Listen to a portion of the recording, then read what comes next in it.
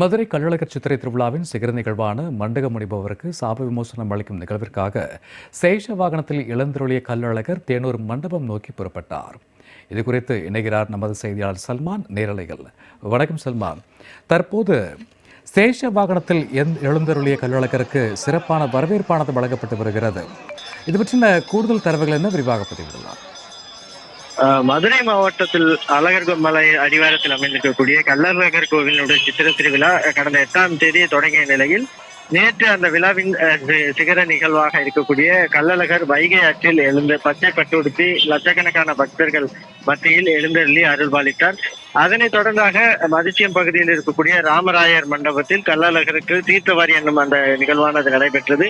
இதனை அடுத்தாக நேற்று மதியம் 3 மணி அளவிற்காக வண்டி வீரராகவ பெருமாள் கோவில் நோக்கி புறப்பாடாகிய கள்ளழகர் பெருமாள் தங்க குதிரை வாகனத்தில் அண்ணா நகர், யாகப்பா நகர், சௌராஷ்டிரா நகர் உள்ளிட்ட பல்வேறு பகுதிகளில் உள்ள மண்டகப்படிகளில் எழுந்தருளி அந்த பகுதியில் உள்ள மக்களுக்கு அருள்பாலித்தபடி நேரடியாக சென்றடைந்து இரவு 9 மணி அளவிற்காக வண்டியில் பகுதியில் இருக்கக்கூடிய வீரராகவ பெருமாள் கோவிலில் எழுந்தருளினார். இதனை அடுத்தாக இன்று காலை கள்ளழகருக்கு திருமஞ்சனம் நடைபெற்ற பின்பாக சைத்திர யோபசாரம் நடைபெற்று ஏகாந்த சேவையில் எழுந்தருளிய கள்ளழகர் பக்தர்களுக்கு அருள்பாலித்தார். பின்னர் சேஷ வாகனத்தில் சுந்தரராஜர் பெருமாள் திருக்கோலத்தில் அந்த வைகை ஆற்றின் மையத்தில் இருக்கக்கூடிய அந்த தேனூர் மக்களுக்கு மரியாதை செலுத்தும் வகையிலாக அமைக்கப்பட்டிருக்கக்கூடிய அந்த தேனூர் மண்டகப்படி நோக்கி புறப்பாடு ஆகினார்.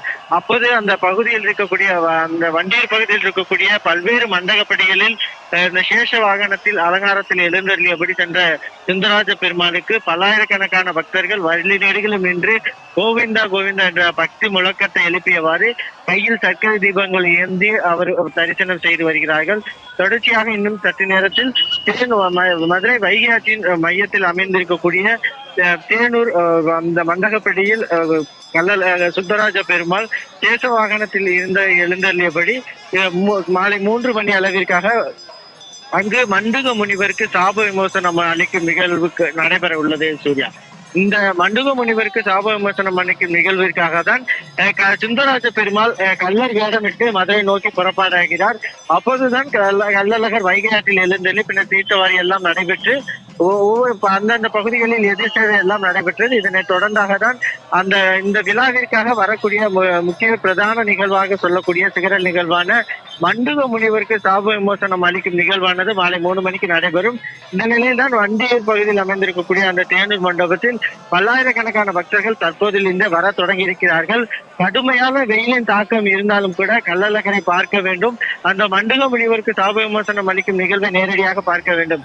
ஏனென்றால் தங்க பல்லக்கில் வரக்கூடிய கள்ளழகர் தங்க குதிரை வாகனத்தில் எழுந்தருளிய பின்பாக சேஷ வாகனத்தில் எழுந்தருளி பின்னர் மண்டக முனிவருக்கு சாப விமோசனம் அளிப்பதற்கு முன்பாக கருட வாகனத்தில் காட்சியளிப்பார். இப்படியாக பல்வேறு வாகனங்களில் எழுந்தருளக்கூடிய கள்ளழகரை பார்ப்பதற்காக பல்வேறு பகுதிகளில் இருந்துமே தற்போது இருந்தே கடும் வெயிலை கூட பொருட்படுத்தாமல் அந்த பகுதிக்கு வரக்கூடிய காட்சிகளில் தான் நம்மால் பார்க்க முடிகிறது. சூர்யா, மதுரையில் பல்லாயிரக்கணக்கான மக்களோடு வெகு விமர்சையாக நடைபெற்று வரக்கூடிய கள்ளழகர் எழுந்தருளல் நிகழ்வு மற்றும் விழாவில் இடம்பெறக்கூடிய இன்றைய நிகழ்வு குறித்த கூடுதல் விவரங்களுக்கு நன்றி சல்மான்.